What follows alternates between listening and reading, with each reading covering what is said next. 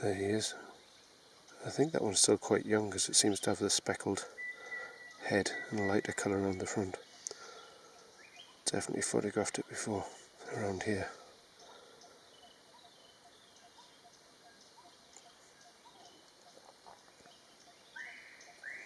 Oh, it's great to see that.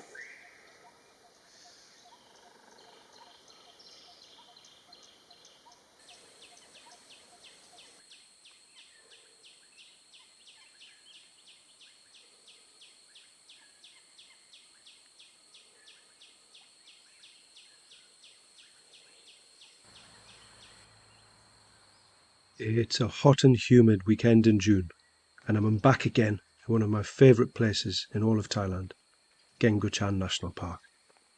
As usual, I'm not sure what I'm going to see. I'm always hoping for things like leopards, bears, elephants, and for any type of bird that I either have or haven't seen. On this occasion, as soon as I got into the park, somebody who was parked up looking at hornbills told me that there might be some black and red broadbills near a watering hole that I knew, so I made my way there.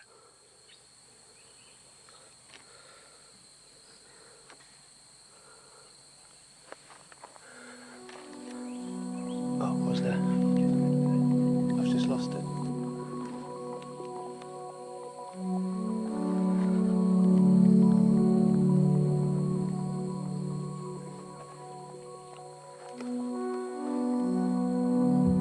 Wildlife photography really is a game of knowledge and luck and patience. And now I've been lucky enough to find the broadbill.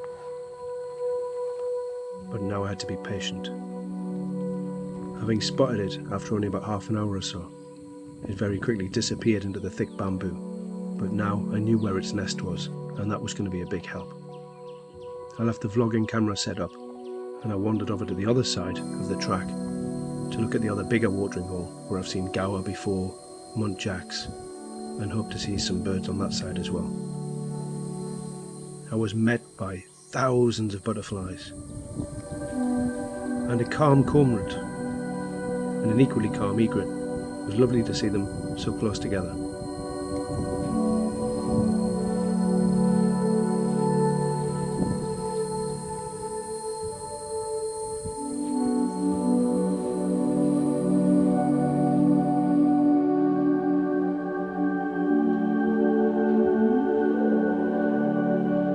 When I returned to my butterfly-covered camera and tripod about 10 minutes later, the broadbill was there on a much more prominent branch further this side of the nest. I thought twice about getting good video footage, but instead I just moved the vlogging camera towards it so you could see it there and concentrate on trying to get a shot. It was still a long way off, and the reason why I'm taking lots and lots of photographs is that what I tend to do in this occasion is focus on the bird's eye when it's stationary, take some shots, and then slowly move forward a few centimetres taking shots, slowly move back a few centimetres taking shots, just to be sure that the focus will be absolutely right on one of them. And I think I was lucky on this occasion.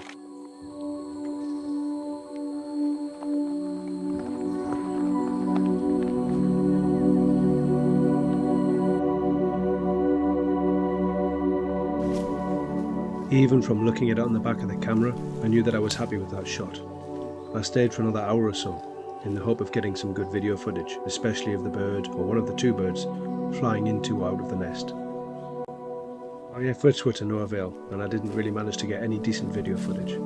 I decided to leave and head up towards the campsite because I still had to get the tarp and the tent set up, and it looked like it could thunder and rain at any time, which it had been doing the week before. From there I headed up to one of my favourite trails. A trail that, when you're walking around by yourself, can be a little bit scary for a number of reasons, but I was still hoping that I could see anything, birds or even mammals. Call it the Broadbill Trail, because there's a chance of seeing, I think they're red and black broadbills or silver broadbills down here. Let's see what the time is. I didn't see any broadbills or anything else of note, and I also didn't bump into a big male elephant right there on the trail, which is what had happened to me and some friends only a few months earlier. That was quite an exciting but potentially dangerous experience. I didn't want to repeat that by myself. It gets dark really quickly in the jungle too, and I made my way back, had some food, looked for some snakes, and then had a great night's sleep.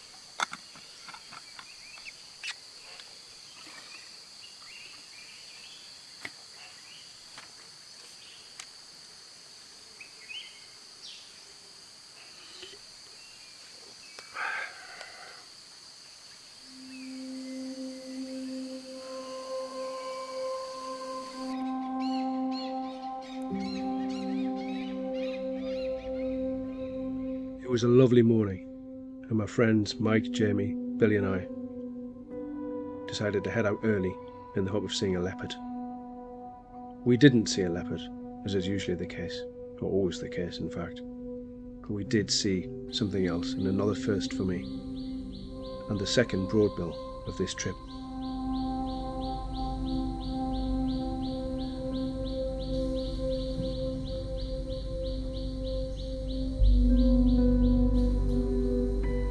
We stayed with this broadbill, or these two broadbills.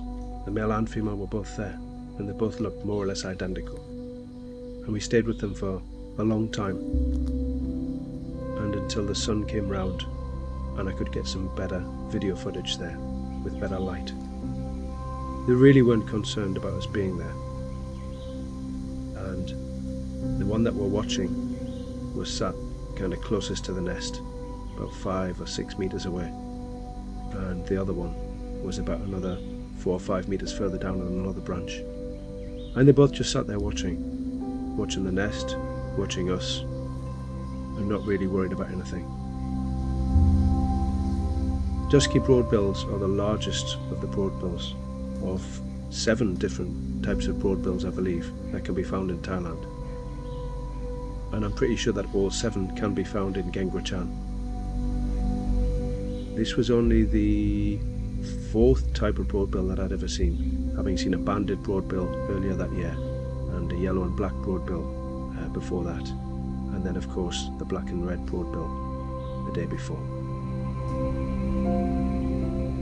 Possibly not the most beautiful of all the broadbills, but definitely one I was very happy to see, especially as we could get some lovely footage and some lovely shots. Absolutely fantastic.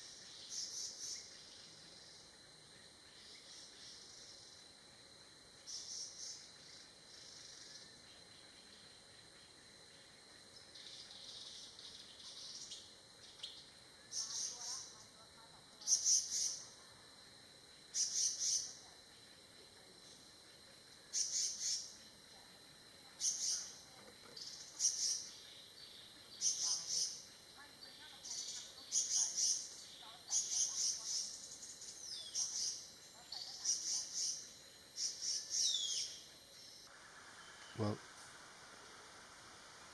the female, which I think is the other one, is nearby as well to this one that I'm filming. And they're both keeping an eye on the nest, but neither of them seem worried, and neither of them are flying back to the nest. One did fly back before, but it's not at regular intervals. So they certainly don't seem bothered by me standing here watching them and filming them and photographing them, which is lovely. Quite surprisingly, or at least surprising for me, was that they had built their nest hanging right over the main track, with cars and vehicles occasionally moving up and down right underneath it. It was quite a big nest, and it was obviously high enough above the track not to cause any problems, but it just seemed like a very strange place for the nest to hang. I still wonder if they thought the track was actually a stream. It might look the same from above. Anyway, it was now after 9 o'clock, and as well as the light being stronger, there were also a few more birds around, which seemed to be irritating both the broadbills a bit more. A few people had also turned up, probably aware of the nest, but in some cases just seeing me standing there with a tripod. And although that wasn't a problem, there were a lot of people now getting cameras out, angling them at the nest, probably waiting for that money shot of the bird flying in or out. I decided to leave them to it and head further down in the hope of seeing something else. And I'm really glad I did, because it wasn't too long that somehow, with my poor eyesight, I chanced upon my favourite of the broadbills and one of the smallest, and it was suddenly just there, right on the side of the road. It was so close that with a 500mm lens on, I could hardly get enough space backing off the track without falling down into the river. What a beautiful little broadbill this is. I didn't get any video footage, but it stayed there for about half a minute, long enough for some lovely shots, and then I moved on.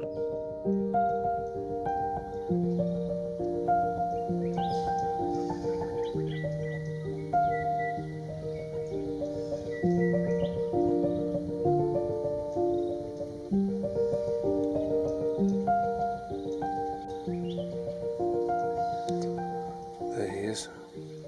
I think that one's still quite young because it seems to have the speckled head and a lighter colour around the front. Definitely photographed it before around here.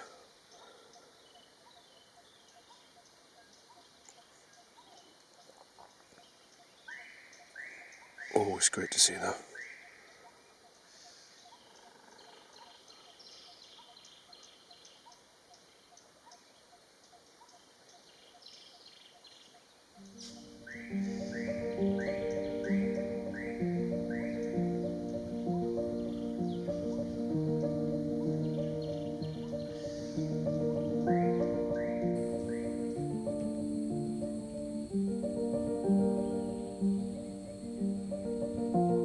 I made my way back across to the watering hole in the hope of seeing the black and red broadbills again.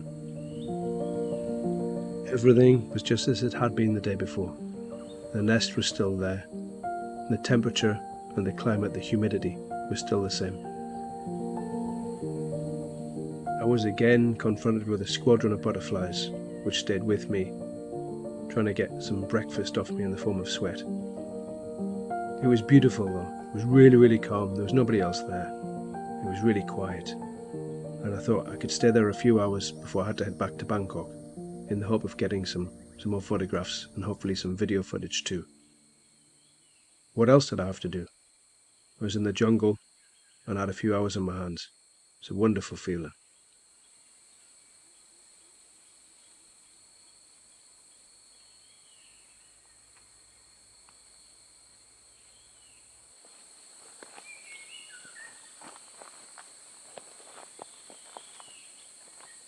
Right, so we have a bit of a messy but effective nonetheless black and red bulbul's nest. Black and red bulbul, black and red broadbill. I'm not having much sleep. And like most broadbills, they prefer to build them hanging over water. Not because they dive in and catch fish like kingfishers, but I think for the coolness of the water. Although we have seen two dusky broadbill nests there further up the road, above the road and above the track. I'm half thinking if they thought the road was a water source, as long as they don't dive onto it. I think it's to keep predators away as well, rather than have the nest in a tree. I'm not too sure, I'll have to check. I'm guessing that's what it is. But we've been so lucky this trip to see not one, not two, but 3 different kinds of broadbills and get shots. And this is the third dusky broadbill, silver-breasted or silver broadbill, and now this, the black and red broadbill. And the male keeps hanging around and moving from branch to branch.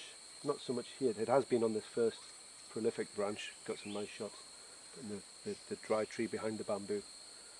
But hopefully it will, either it or the female will fly back to the nest while we're here. That would be lovely.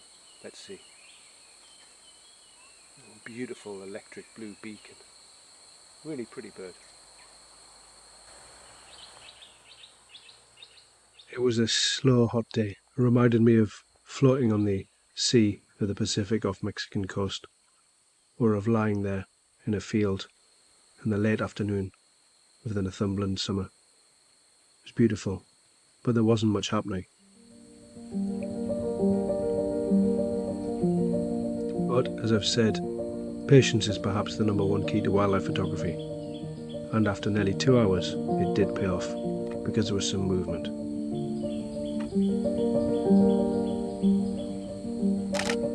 Unfortunately, and it might have been because I wasn't really alert, there was sweat in my eyes, it was really hot, it was bright and glary, completely failed to get video footage of the bird when it surprisingly landed back on that branch after it had been looking away somewhere else. I really messed that one up. And then I didn't even manage to get a shot with the camera of it flying up into the nest. Nonetheless, my hopes had been raised again, and I knew at that point that I was going to stay there as long as it took to get some more shots and possibly some video footage. I desperately wanted to get a shot of it or some video of it flying in or out of the nest, and I seriously hoped that I would manage that. And then lo and behold, I managed. Not the greatest video footage in the world, but something that I knew that I could go home happy about. Look at it, look at the colours. What an incredible bird.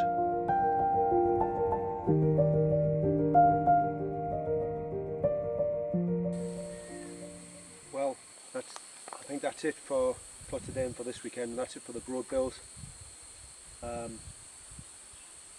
It's after 12:30, it's time to head out of Kaeng Krachan once again, but so happy, I think, just to see the Broadbills there and get some. I know I got some good photographs and hopefully got some video footage too, and that's enough for me.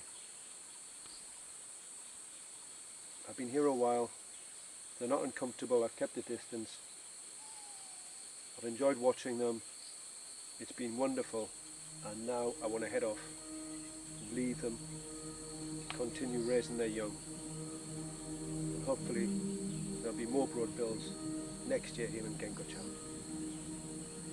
What a lovely way to finish this weekend, absolutely fantastic, beautiful.